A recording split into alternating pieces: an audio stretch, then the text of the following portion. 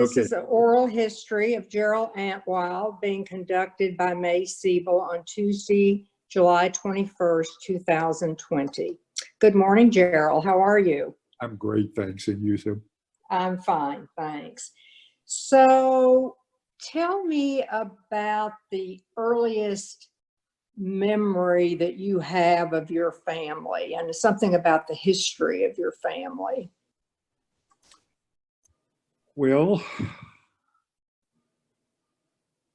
I was born in Longview, Texas, and my family at that time were living in Gladewater, but they were in Longview playing cards. And I was born prematurely in a little hospital in Longview, which doesn't, of course, exist anymore, but it was right across the street from the courthouse in Longview. And what brought my father to Gladewater was he opened up a men's clothing store. At that time, it was the beginning of the oil boom. And of course, they sold primarily khakis and khaki shirts and work boots and work shoes. And the stories that were told to me that I remember, and I thought were rather funny, is that on a Sunday, after the store was closed, of course, Saturday night, my dad would drive to Dallas and buy khaki pants and khaki shirts for 75 cents each.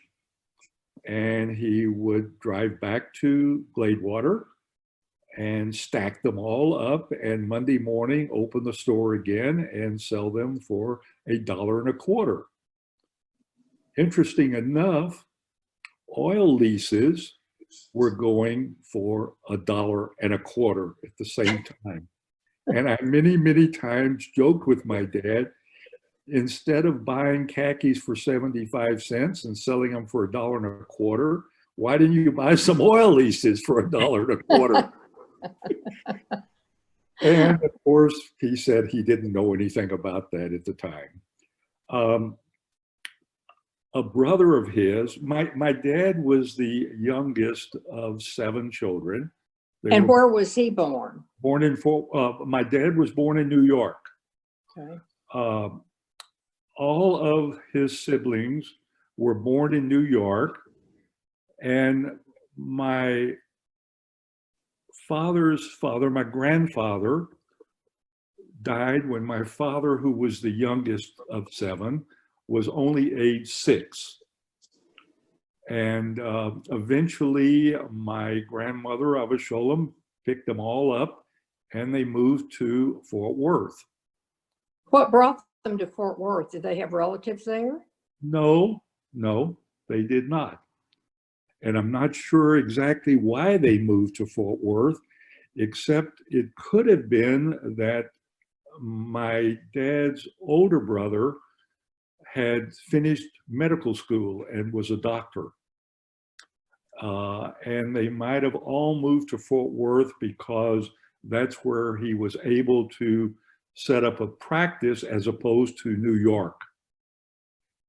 Okay. I'm not sure why they moved to Fort Worth, but they did. And go ahead, next question. Well, no, I was going to say, what is your earliest childhood memory? My earliest childhood memories would be my grandparents' home in Fort Worth, and smelling the wonderful baked goods.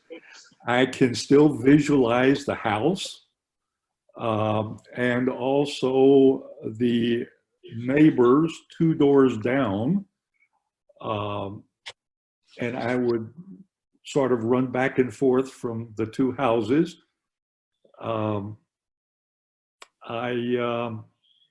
I know that my grandmother Avasholam put up pickles and everything, and she stored all those bottles down in the cellar, We had a great big fig tree in the backyard, and I would help her pick figs, and she would make fig preserves.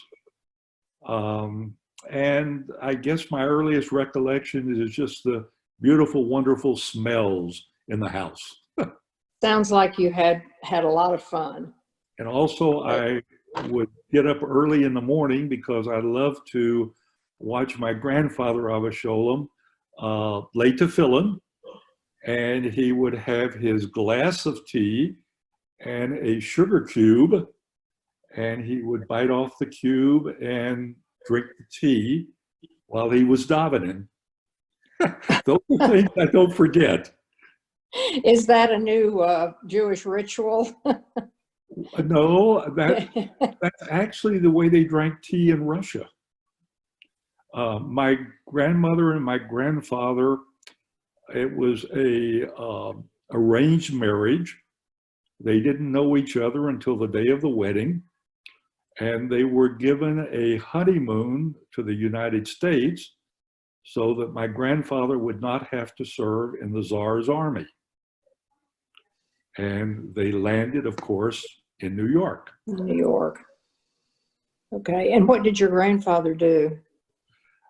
My grandfather was a peddler. He had a cart, a horse-drawn cart in Fort Worth. What he did in, I'm sorry, I'm Okay.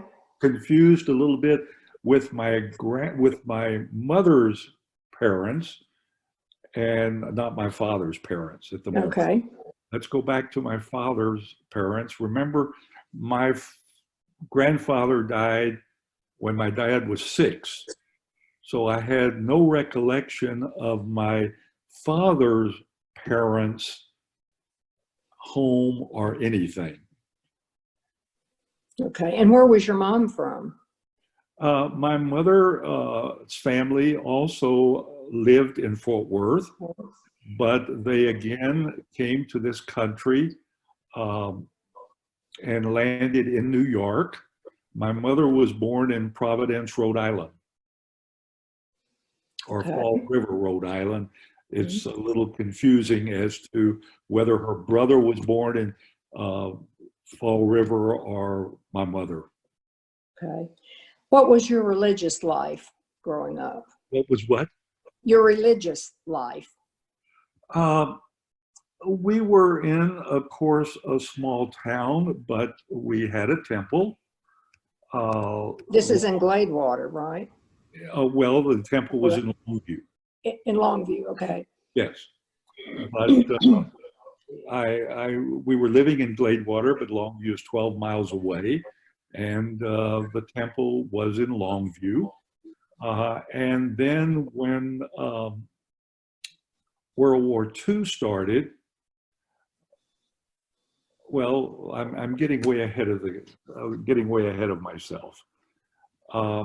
My dad also, with his 1 year older brother named Morris Antweil, they went out to New Mexico, and my dad was with his brother in Midland, or in that area out there, and they sort of followed the oil boom.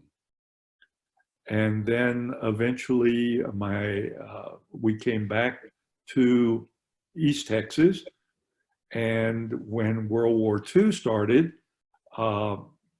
we moved to Texarkana, and my dad, along with my mother's brothers, opened up a nicer men's clothing store in Texarkana, which is actually where I grew up and went to grade school and high school before going off to the University of Texas in Austin. How did your family celebrate holidays? Religiously. Again, in Texarkana, there was a temple, but it was more conservative. My parents were more conservative than Orthodox. and certainly more conservative than reform. We celebrated all the holidays. My mother, Avasholam, prepared meals or whatever. We observed Passover. To this day, I still do to a degree. We were religious, but not orthodox. Okay. What world events had the most impact on you when you were growing up? And did any of them personally affect your family? I'm not sure I understand the question. Would you repeat Oh, it? okay. What world events had the most impact on you when you were growing up? And did any of them personally affect your family? Well, I remember sitting in my mother's home, my mother's home, my grandparents in Fort Worth, when the Japanese bombed Pearl Harbor. And I remember that the next day, all of my mother's brothers went to enlist. Those that were able to get into the service did. Philip, the youngest brother, served in India. Sydney, the older boys, Sam and Jaime and my father, were not drafted and were too old to enlist at the time. That's when the three of them decided that they would open up a store in Texarkana, because a few miles outside of Texarkana is a small town. I don't know what size it is now. I haven't been back, called New Boston. And in the beginning of World War II, New Boston, they built 2 munition factories in New Boston. So that seemed to be an opportunity for my dad to go there and open up a men's clothing store. So I guess the world affairs that affected me were World War II.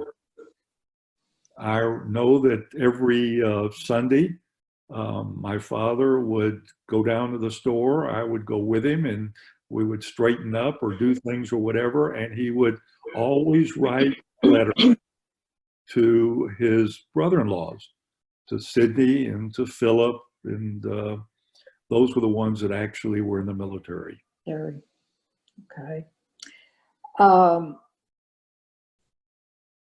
Any stories about famous or infamous relatives in your family? No, I don't think so. Let me think for a moment. Infamous relatives. Oh, I really don't think so. Okay. My dad's brother, as I mentioned, was a doctor in Fort Worth. He practiced there virtually all his life until he passed away. When my wife and I moved back to Dallas, for me, she is not a native Texan.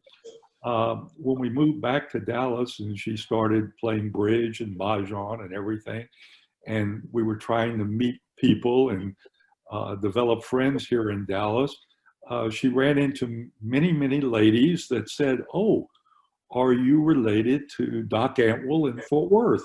Oh, he delivered our son, or he delivered my grandchild or something." So maybe you consider him infamous. I don't know. Where were you and Joni living before you moved to Dallas?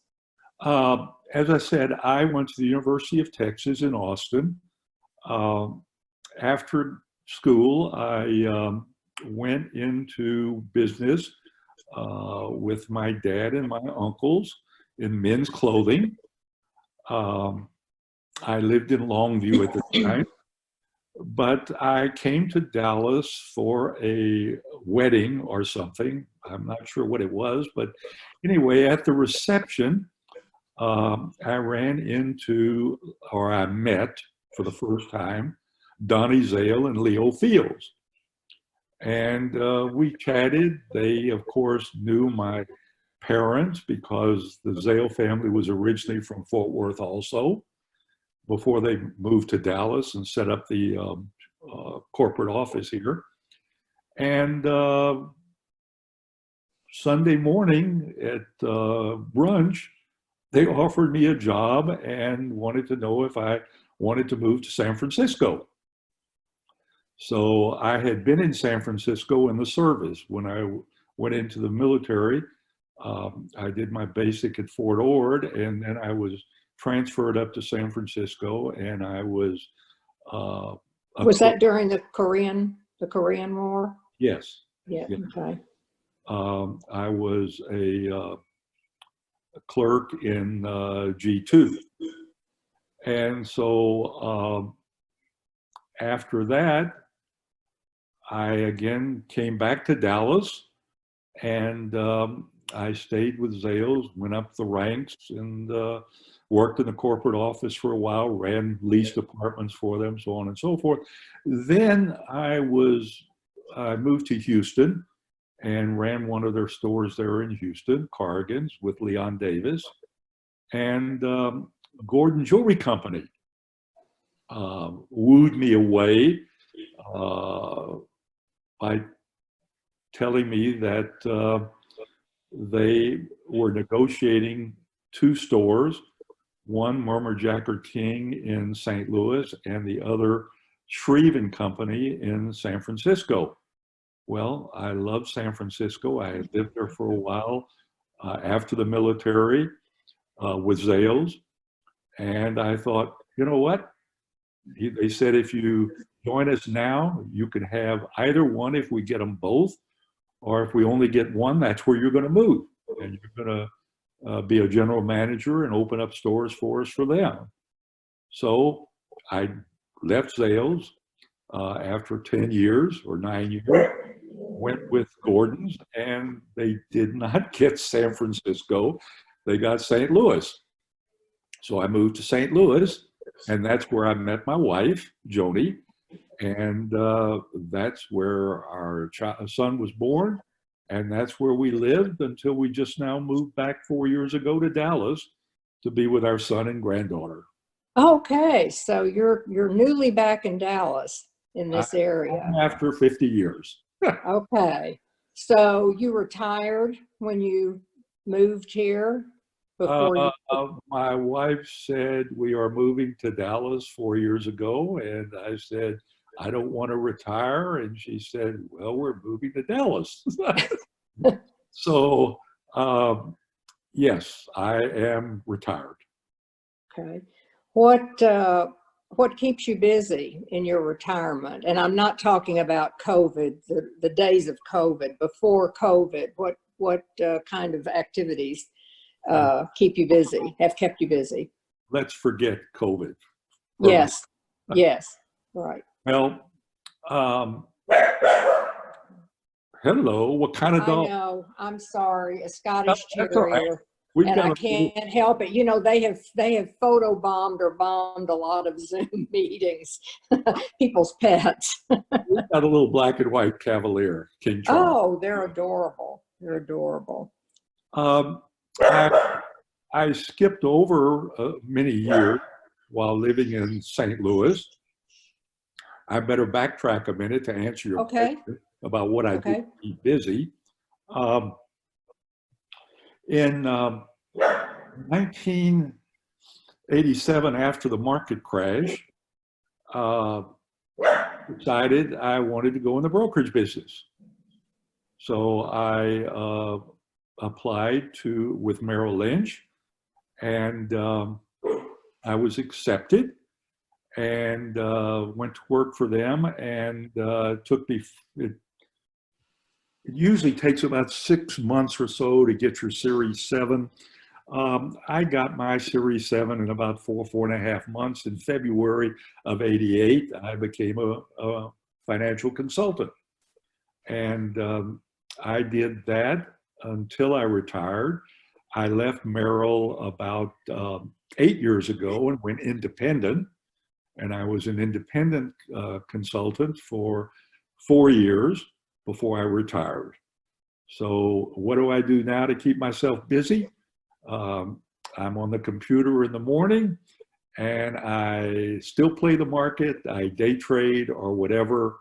And I handle Joni's trust in my trust account. And that's what I do to stay busy. Well, Until that's wonderful. You've had a very interesting career to go from retailing, retail management to becoming a stockbroker.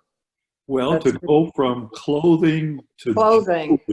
to stockbroker Well, is even more unbelievable. But you know, it was interesting because when MB and Leo and Donnie offered me a job with them, I said, I don't know anything about jewelry. And they said, you're a salesman. Salesman can sell anything. All you have to do is develop a different vocabulary. And we'll send you to San Francisco. We just acquired Granite Brothers there. We'll send you to San Francisco. They have a manufacturing operation. And you'll spend 4 days downtown in the retail store. And you'll spend 1 day in the manufacturing. And you'll learn jewelry from the ground up. And you'll be a jewelry you'll be able to sell jewelry. And that's what I did. so it sounds like you could sell anything. Tell me about your the name Antweil. What is the origin of that? Because it's an interesting name.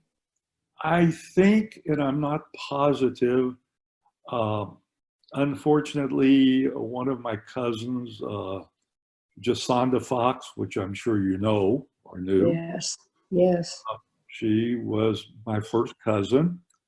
She knew more about the family history, and I could, you know, we never could get her to sit down and really bring us current from way back when. I heard somewhere at one time that the name was Antevilski, and that my dad's parents were from Poland. Of course, they came to this country from Poland. And when they landed in Ellis Island or whatever, they couldn't put down the name Antevilski, so they put down the name Antweil. At that time, you had to have a sponsor. And I have an old picture somewhere of my dad, Avasholem, and his brothers and sisters and mother sitting on the porch with their sponsor, who was called Mr. Smith. Interesting. That's all I know about Mr. Smith, was that he sponsored them to come to this country. Very interesting. Of all the things you've learned from your parents, which do you feel has been the most valuable? That I've learned from my parents? From your parents, the most valuable thing that you think you've learned from your parents? Well, they both worked hard. They both were sympathetic, and maybe to a fault. They were both honest, and they both taught me that religion and honesty and understanding and hard work were the best traits I could ever have. And I've tried to live by it. That's wonderful. Tell me about your children. We have one son, BJ, Benjamin, named after my dad. Jameson's the middle name, and that name comes from my wife's father. His name was Jameson, last name. And he lives here in Dallas. He, like his dad, I guess, followed or climbed the corporate ladder for many years until he got fed up and tired of it. And he's now in residential real estate, doing very well and loves it. He has a 7-year-old granddaughter named Olivia.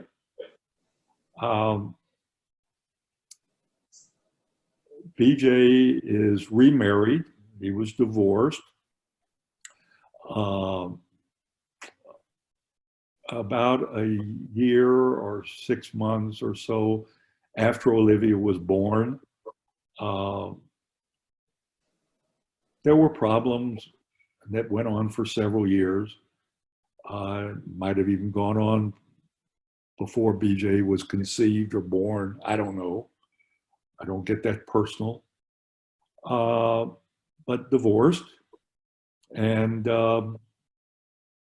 was dating a young lady 3-4 years ago when we were coming back and forth to visit our granddaughter, because he had her part-time, custody and joint custody, not full custody.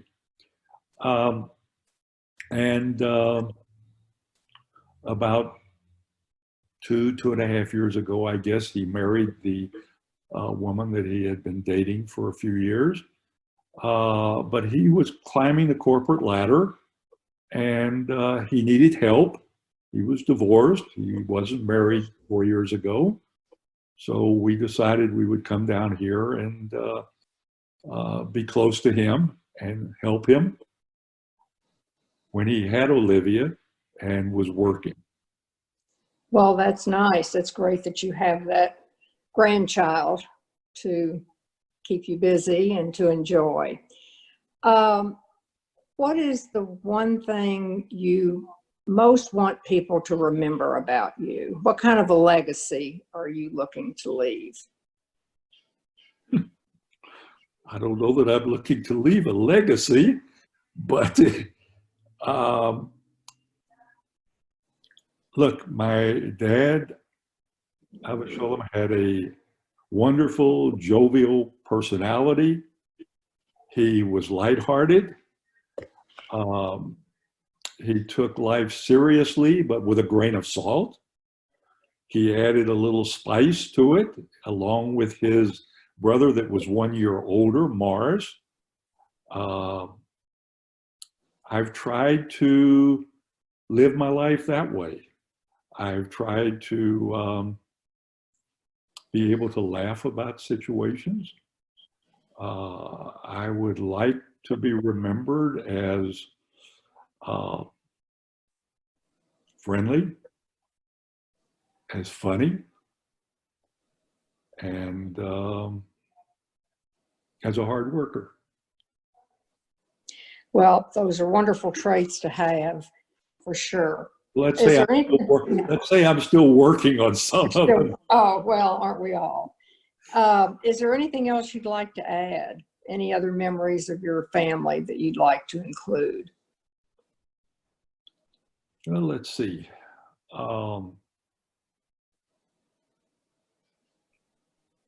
I think we've covered it all, unless you can have some other questions or something that will guide me in a direction. I sort of thought I carried my life with maybe a few skips from birth to, I will tell you a funny story. I'll tell you a funny story.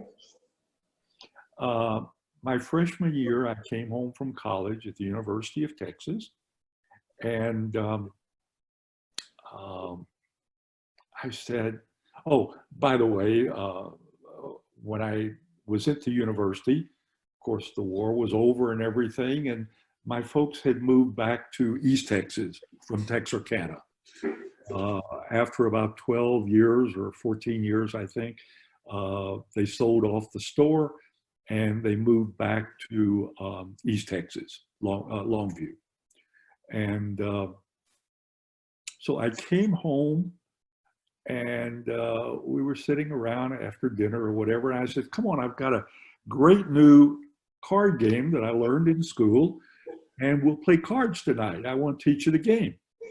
And both my mother and the dads said, well, what is it? I said, let me deal the cards and I'll explain it to you. I said, you wouldn't know it because I said, I just learned it at college.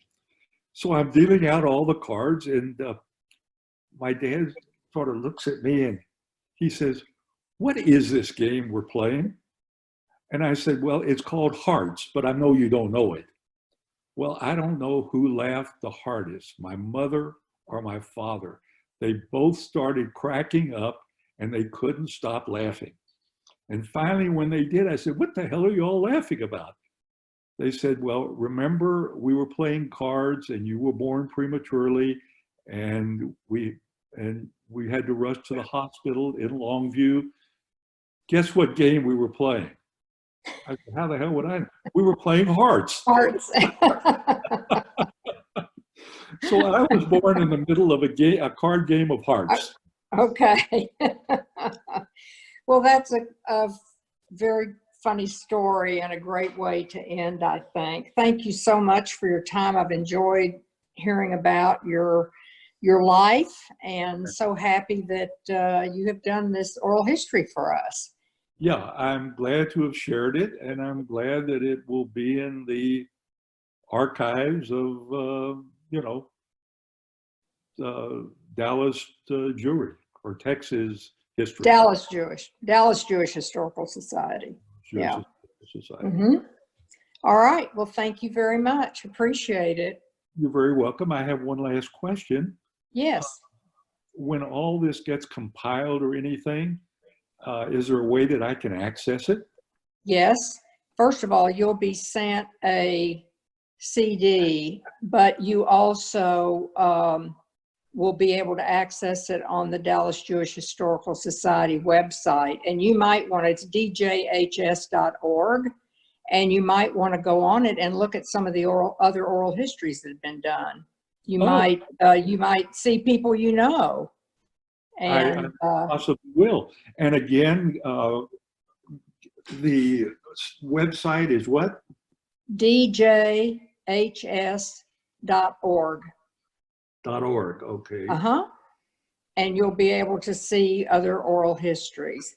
And I'll just give a little pitch. I hope maybe you'll consider joining the Historical Society here. We have wonderful programs. I thought Oh, are you already a member? I'm sure we're already a member. Oh, okay, good. Last year we went on your bus trip. Oh, wonderful. And wonderful. If we let it expire, we'll certainly renew. No. I didn't know that you were a member. That's great. I'm glad you've taken advantage of some of the programs. Absolutely. Of course, we've been shut down because of COVID, but we're doing the best we can. Same here. To provide some content from people. So again, thank you very much, Jarrell. I've enjoyed getting to know about your history, and it's been terrific. And just to let you know, I have my background in East Texas. My mother was born in Palestine. Oh, sure. Okay. So I have a long family history from Palestine, Texas. Yeah. Yeah. So anyway, thank you again. Appreciate it very much. You're very welcome.